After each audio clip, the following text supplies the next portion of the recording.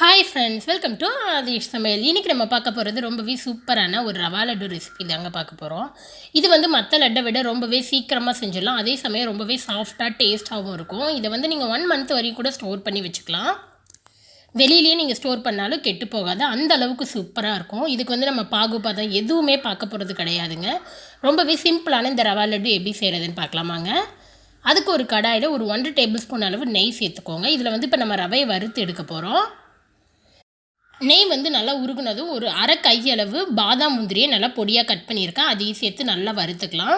இதோட நீங்கள் திராட்சை சேர்த்து வறுத்துக்கிறதுனா கூட வறுத்துக்கலாம். இப்போ இதை மீடியம் ஃப்ளேமில் வச்சு நல்லா கலர் சேஞ்ச் ஆகிற வரையும் நல்லா வறுத்து எடுத்துக்கோங்க. இப்போ இங்கே பாதாம் முந்திரி நல்லா வறுப்பட்டுருச்சு. இதோட ஒரு கப் அளவு ரவை எடுத்துருக்கேன், இதை சேர்த்துக்கோங்க. இதை சேர்த்து விட்டு அடுப்பை மீடியம் ஃப்ளேமில் வச்சு நல்லா வறுத்துக்கோங்க. கலர் சேஞ்ச் ஆகக்கூடாது, நல்லா ரோஸ்ட் ஆனால் போதும். ரொம்ப நேரத்துக்கு வறுக்க தேவையில்ல, ஒரு 10 to 20 செகண்ட் வறுத்தாலே போதும். அடுப்பை நல்லா ஸ்லோ ஃப்ளேம்லேயே வச்சு வருங்க. ஹை ஃப்ளேமில் வச்சிங்கன்னா கலர் சேஞ்ச் ஆகிடும், காந்திடும், அப்புறம் டேஸ்ட் வந்து நமக்கு மாறிடும். இப்போ வறுபட்டது இதோட ஒரு 1/4 டீஸ்பூன் அளவு ஏலக்காய் பவுடர், அரை கப் அளவு சர்க்கரையை மிக்சியில் போட்டு நல்லா பவுடர் பண்ணி எடுத்துருக்கேன், அதையும் சேர்த்துக்கலாம்.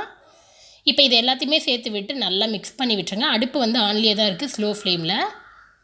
இப்போ நல்லா மிக்ஸ் பண்ணி விட்டுட்டு இந்த ஸ்டேஜில் நம்ம வந்து அடுப்பை ஆஃப் பண்ணிடலாம். இப்போ நல்லா மிக்ஸ் பண்ணியாச்சு பாருங்கள், நல்லா வந்து சூப்பராக ரெடி ஆகிடுச்சு. இந்த ஸ்டேஜில் அடுப்பை ஆஃப் பண்ணிவிடுங்க. இதை வந்து நம்ம 2 டைப்பாக வந்து பிடிக்கலாம். அதுக்கு ஒரு சின்ன கடாயில் ஒரு 2லேருந்து 3 டேபிள் ஸ்பூன் கிட்ட நெய் வந்து உருக்கி எடுத்துக்கலாம். நீங்கள் நெய்யை மட்டுமே யூஸ் பண்ணி உருண்டையாக பிடிச்சிக்கலாம். அப்படி இல்லை அப்படின்னா பால் கூட சேர்த்து செய்யலாம். இப்போ நெய் எடுத்து உருக்கின நெய்யை வந்து நல்லா இங்கே சூடாக இருக்குது. நம்ம வறுத்த ரவையும் வந்து நல்லா மீடியம் சூட்டில் இருக்குது. இப்போ இதில் ஒரு 2 டேபிள் ஸ்பூன்லேருந்து 3 டேபிள் ஸ்பூன் கிட்ட உருக்கின நெய் சேர்த்துக்கோங்க. இதை வந்து ஒரு பகுதியில் மட்டும் சேர்த்து விட்டு இந்த மாதிரி மிக்ஸ் பண்ணி விடுங்க. எல்லாத்தையும் மிக்ஸ் பண்ண வேணாம், சீக்கிரம் ஆறிடும், நமக்கு அப்புறம் உருண்டை பிடிக்க வராது. சூடாக இருக்கும்போதே ரவை உருண்டை வந்து பிடிச்சாதான் நல்லா வரும், நமக்கு நெய் சேர்த்து பிடிக்கும்போது. இப்போ இதை நல்லா கையில் லைட்டாக மிக்ஸ் பண்ணி விட்டுட்டு கொஞ்சம் எடுத்து நல்லா அழுத்தி உருண்டையாக பிடிச்சிக்கோங்க. கையில் வந்து நமக்கு இது வந்து ஒட்ட தான் செய்யும்.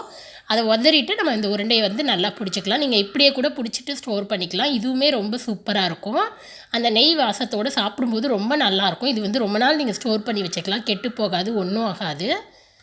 இப்போ இது அடுத்தது செகண்ட் மெத்தட் அப்படின்னு பார்த்தோம்னா, கூட வந்து ஒரு 2 டேபிள் ஸ்பூன் நெய் சேர்த்து மற்ற எல்லாத்தையுமே சேர்த்து நல்லா மிக்ஸ் பண்ணிக்கிறேன். இப்போ நல்லா மிக்ஸ் பண்ணிவிட்டு இதோட பால் சேர்த்து நம்ம பிடிக்க போகிறோம். பால் வந்து காய்ச்சின பால் எடுத்திருக்கேன். இது வந்து நல்லா சூடாக இருக்கணும். 1லேருந்து 2 டேபிள் ஸ்பூன், அதிகபட்சம் இந்த அளவு ரவைக்கு நமக்கு 2 டேபிள் ஸ்பூன் வந்து தாராளமாக இருக்கும். இதை சேர்த்து விட்டு லைட்டாக மிக்ஸ் பண்ணி விட்டுட்டு இதை உருண்டை பிடிச்சிக்கலாம். நம்ம பால் சேர்த்து பிடிக்கும்போது நமக்கு ஈஸியாக உருண்டை பிடிக்க நல்லா வரும். இதுவுமே வந்து கெட்டு போகாது, ரொம்ப நாள் வரையும் நம்ம ஸ்டோர் பண்ணி வச்சுக்கலாம். ஃப்ரிட்ஜில் தான் ஸ்டோர் பண்ணணும்னு கிடையாது, வெளியிலேயே நீங்கள் ஸ்டோர் பண்ணாலும் ரொம்ப நாளைக்கு வரையும் நல்லாயிருக்கும். இப்போ பாருங்கள், நல்லா ஈஸியாக இது வந்து உருண்டை பிடிக்க வரும். இதே போல் எல்லா ரவையும் நம்ம உருண்டை பிடிச்சி வச்சுக்கலாம்.